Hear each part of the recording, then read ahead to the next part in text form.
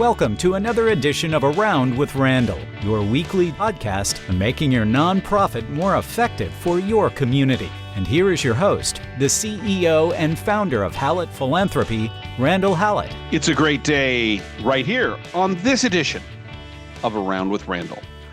We talk today as part 2 of a 5-part series on the questions in relationship development. In part 2 today, we talk about qualification.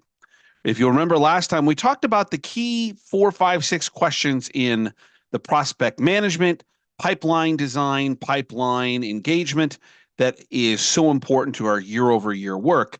Today, we move into the first kind of one-on-one or maybe one-on-two or one-on-family conversations, discussions, relationship opportunities with people. And I might add with corporations and foundations as well, because frankly, corporations and foundations don't actually make decisions. People in them do. So much of what we talk about can be applicable there as well.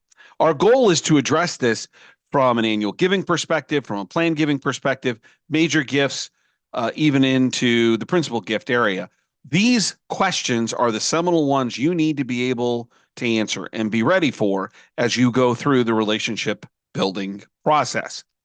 So the first question when we talk about qualification here is, am I ready to call people, to reach out? Am I ready to go? I find quite often that gift officers, and I would throw myself into this not only in my time, 18 plus years on the practitioner side, but now in the consulting side when I think about business development, this is a hesitancy. There is a psychological perspective that really needs to be developed to elevate these discussions, these opportunities to the level they need to be effective. Most people don't like to reach out and talk to people that they don't know.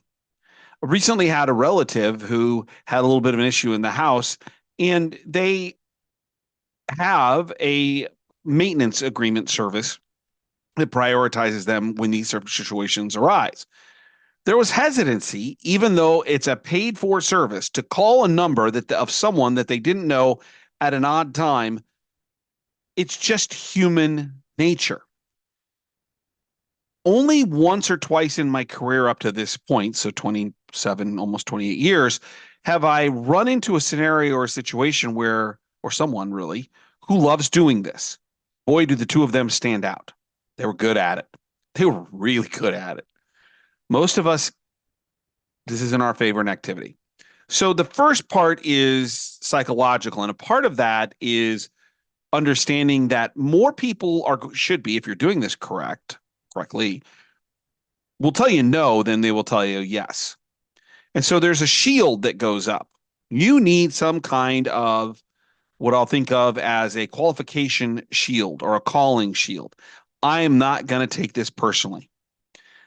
If you do this process, any phone call, any outreach, however you want to look at it, decently or even not all that decently, but not offensive. The reason people choose not to want to meet with you, engage with you, have conversations with you isn't because of you. They have other things going on in their life. They have other priorities. It's not the right time. It's a lot of different reasons. So the first thing is this psychological shield. And a lot of that comes from, and you've heard me talk about it in previous podcasts, when I talk about the idea of being self-actualized. That podcast was probably in the first year of all the podcasts, but it's an important one if you're looking for something to think about and how you can grow. I believe in Abraham Maslow's hierarchy of needs, the idea of self-actualization. The more self-actualized you are, and just as a 15-second refresher, self-actualized isn't perfection. It's knowing who you are and knowing that you need to improve in certain areas. And the basic term I try to, or example I try to put to it, and this is Randall Hallett, not Abraham Maslow, I'm not that smart. Can you look in the mirror and go, I like that person. They're okay. That reflection of you coming back doesn't mean you're perfect. Doesn't mean you don't even know, you know the places you can improve. But self-actualization is a position in your mind, in your heart, in your soul. I'm headed in the right direction. I got to get better, but I am okay with what I see in the mirror. Self-actualization is that part of the calling process that's so important because at the end of the day, you have to be okay with you and how you talk to people, how you do outreach, the things that you choose to talk about, the people you choose to talk with. The more you have that, the more likely you are to have that shield and be able to take that no. The second part of the question, am I ready to call, is all about where you call from. A lot of different options here. Some people like closed offices, some people like cubicles, some people like their car, some people like home rather than the office. I don't care. You go out in the backyard in your kid's playhouse and call for all I really am concerned. The key is really just a couple fold. Number one, can you dial in? My term that I use with my two children all the time. Can you dial in? For whatever period of time you're going to do this, can you focus? Number two, in that focus, can you reduce the distractions?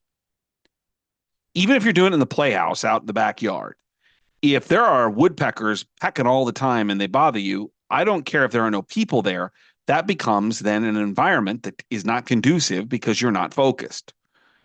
The same vein can be true on the opposite side of the spectrum where you can dial in areas and you have an open cubicle, so to speak, and you can put on a headset and you don't hear anybody and you can focus everyone out of the thought process just to make the phone calls. I don't care. But I'm telling you that if you can't, when you think about getting ready to call, focus, dial in, remove whatever distractions there are, you will find ways to not make those calls. Number one, can you be ready? Are you ready to make those calls, to reach out? Number two, am I calling the right people? I've said this over and over. I can't say it enough, so I'll say it here again. We have become all too addicted to the idea of wealth screening. They're wealthy. I should go talk to them. They may be wealthy, and maybe you should talk to them, but that's not the reason why. Likelihood has to be the strongest reason, rather than wealth, that we should engage with people, that we choose who we speak to and how we try to engage or bring forth the relationship. The reason that we want them to be at the top of our list is that they want, in some way, have some indicators to talk with us. It's important to them rather than just us trying to force the issue. There's lots of different ways of doing this. The most likely are your most loyal donors. I tend to find when I'm working with clients and help them run reports, I look for consecutive year giving or most gifts in a particular, like the last 5 or 7 years. And I find people who've given 10, 15, 20, 25, 30 times, and they literally have not been called. And when you ask why, they say, well, they're not very high on the wealth screening. I'm like, they're giving you a recurring gift every month on a credit card. And it may not be $1 billion, but man, somebody values this. Somebody should check to see why. And I'll throw this out there for you. I'm the primary example. Beginning of my career or life with my wife and career, as we kind of brought the two together almost at the same time, we were budget donors. I budgeted monthly because I'm a budget, want to make sure we're cash positive, put money in retirement, savings, emergency, save for a house, all those things many years ago. So I would give every month. I still do one or two of them and of these charities that I value. And it's always amazing to me. I don't get a phone call, nothing. Like I'm 20 years in, 25 years in on one of them who I really value. It has a huge impact on my life.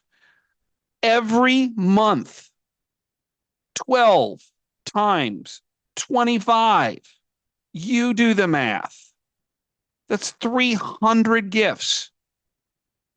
You'd think someone might ask, why are they giving so much? Nobody does. There are also, if you don't have that list, the Libunts and Sibunts, making sure you stay in touch with people and elevate conversations. It's based on connections. For universities and higher ed, or even down into high schools, as we see the growth there in public education and philanthropy and fundraising, alums, current parents. If it's healthcare, it's patients and families. If it's social service, it's those that are more likely than not to want to help basic outreach into the community. The other thing that we can really rely upon is referrals. When a board member, physician, educator, key volunteer, campaign chair, even then, maybe not as much into the volunteers, but the senior executive team says, I had this conversation at the country club, at the yacht club, at the wine tasting, at a Christmas party, at the play or musical, concert, football game. They were really interested in what we were doing. I'd like to talk. We should talk with them. If they can introduce you to that, that's an indication of likelihood. They're willing to accept the meeting. So the second answer to the question, or our second question, is don't forget likelihood when we answer this critical question in qualification. Am I talking to the right people? Number 3 is, am I contacting people enough? All too often in this beginning stage, I have gift officers when I say, well, tell me about your outreach. We've got someone we think is likely. We're using artificial intelligence or referral. They were a grateful patient. They were an alum. They've given lots of gifts. How'd you reach out to them? And they say, well, I called them once and left a voicemail. And my comment's always the same. And called them again and emailed them, then called them again. You called them again, then emailed them, then called them again. My rule of thumb, consistent, I hope, is there needs to be 5 outreaches for any one time you want to speak to someone. 3 calls, 2 emails, 2 emails, 3 phone calls, 2 emails, a text, and 2 calls. I don't care. The minimum calls is 2. I'd prefer 3. Spaced out over several weeks. And then some kind of follow-up, text, email along with it is just fine. If you want to call somebody 5 times, that's fine. What we find is that in that 3rd, 4th, and 5th call, you're more likely to get a response, or at least something coming back. I know I'm busy and my life is crazy. I mean, I have my company, I have my family. Those are pretty much the only 2 things I do. But inside those things, I'm coaching soccer and basketball and baseball and other things. I'm going to football games with my kids down to Lincoln. I have a lot of interaction with my mom, with my unbelievably talented, wonderful sisters. We're going to weddings. I've got my professional, I've got books, I've got clients, I've got speaking opportunities. If you don't try a couple times, likelihood is that I am pretty busy. It's not that I don't want to talk to you. Sometimes it's just a matter of I can't keep up. I am no different than anybody else. If you're only calling someone once or sending an email and hoping for them to respond, you're putting all the onus on their responsibility, and you're giving up control of this qualification process. And the key answer to the question isn't really, are you contacting people enough and you give a number of calls? The answer to the question that's appropriate is, are you owning the process that is that outreach? Or are you just allowing them to control it to choose when they respond? If you're waiting, you're going to wait a long time. Number 3, are you contacting people enough, making enough effort? Number 4, are we actually qualifying someone? So maybe this is moving into the meeting portion or the one-on-one discussion. So we know there are 2 pieces of the qualification process. There's likelihood and capacity. Likelihood should be 80% of the discussion. That we need to be asking for the ability and figuring out why they would be interested in our particular needs, connection back to the organization we represent. And that's all tied to figuring out what's important to them. We need to be willing to ask for their opinion. This is this old adage, which I use probably all too often. If you ask somebody for money, you'll get advice. If you ask them for advice, you're more likely to get money. In this qualification 20, 30-minute discussion you might have, asking them about the organization. Where do we fit into the community? Why is it important? Do you think this is important? All of those things drive towards this idea of likelihood and investigation, i.e., to steal from the Hardy Boys, being a detective. Why is it that they're likely? We tend to try to figure out as much as we can about wealth. Now, I'll come back to likelihood in a second because this is kind of the second sub point. There's a wealth component to this. You probably have responsibilities regarding what level of giving you're dealing with. Planned giving, annual giving, leadership annual giving, major gifts at 10,000, major gifts at 25,000. There's all kinds of ranges. You need to try to qualify their wealth or their willingness to give at that level that's appropriate for you, your job responsibility. But that does not outweigh the first and most important piece. Are they likely to want to engage? The second part of this is the formalization that you actually are looking for a yes. Yes, they're likely to engage about a gift at some point. And number two, that they have the means to make the gift. All too often, when I look inside people's prospect management system, their portfolio, and I see people and they don't have plans, meaning there's no plan for how to move them towards a gift. They tell me, oh, they're really nice. I love having coffee with them. They are, they make sure that I'm a priority when I call and we can go have lunch, whatever, play golf. I'm like, yeah, but are they going to make a gift eventually? The goal is to move people towards a gift opportunity, not just to be their friend.